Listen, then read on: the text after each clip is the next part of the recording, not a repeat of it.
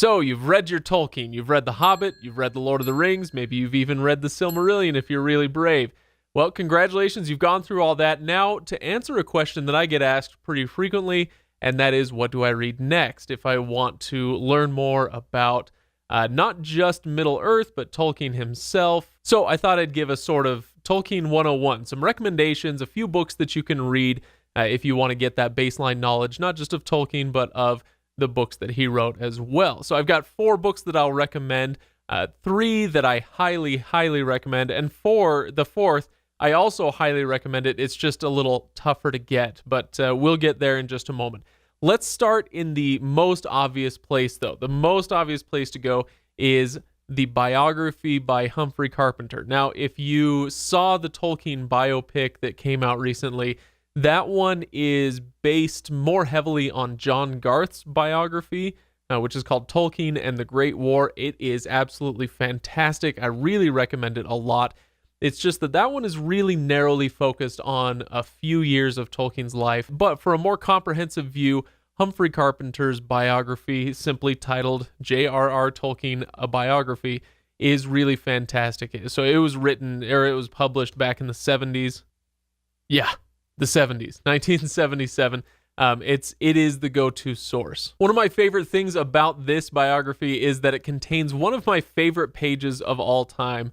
Carpenter has gone through and explained Tolkien's life up to this point. You know, he goes through his school years, the loss of his parents.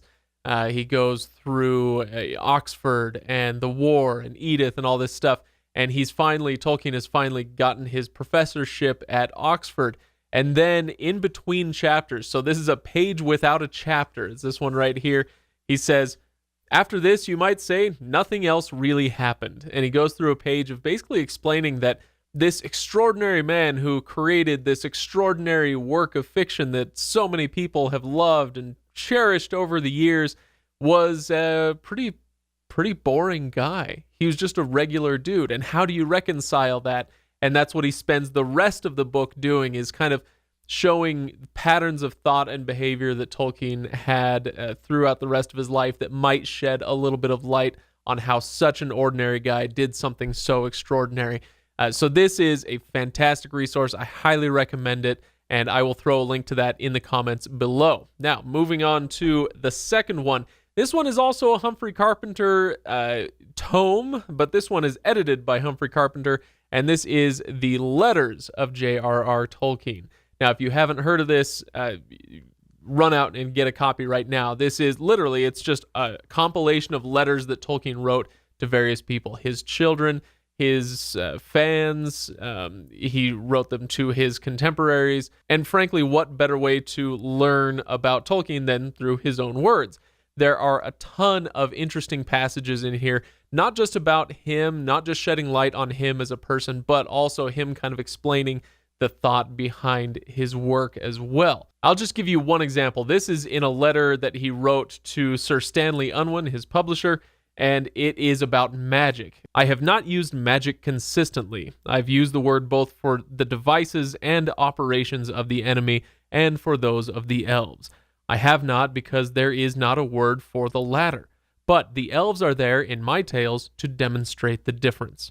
Their magic is art, delivered from many of its human limitations. So it's little tidbits like that that just kind of shed a little bit of light on what he was getting at with his story and what the elves are trying to illustrate, what the machines and gears and industrial attitude of the enemy is trying to illustrate. I think it's fascinating.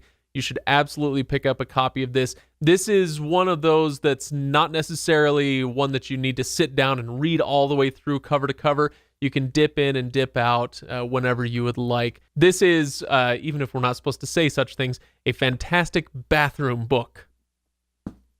Now, third up is one that I have recommended I don't know how many times over the years. This one's by Tom Shippey, and it is called J.R.R. Tolkien, Author of the Century.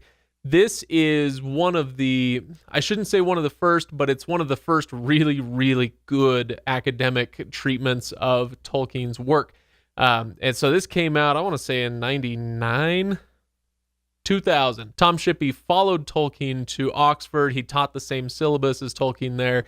So he really knows his stuff as far as that academic side of things goes.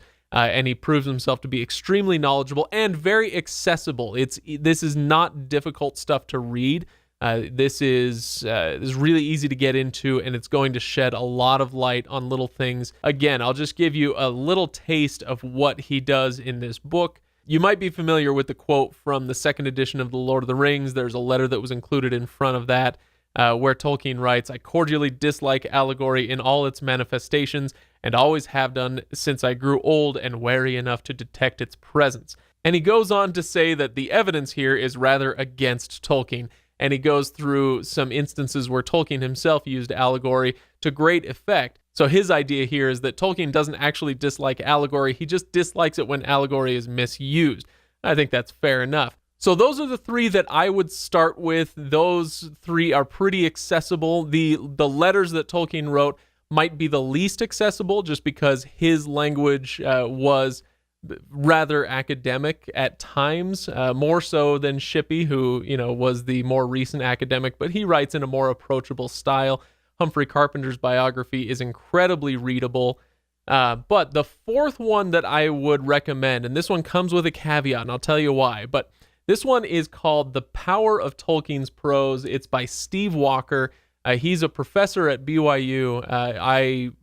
I never got to take a class from him, but I did get to chat with him when I was at BYU myself.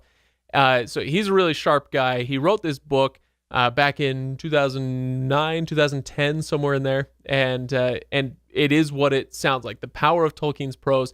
He goes into depth into why the language that Tolkien uses works so well, and it really does.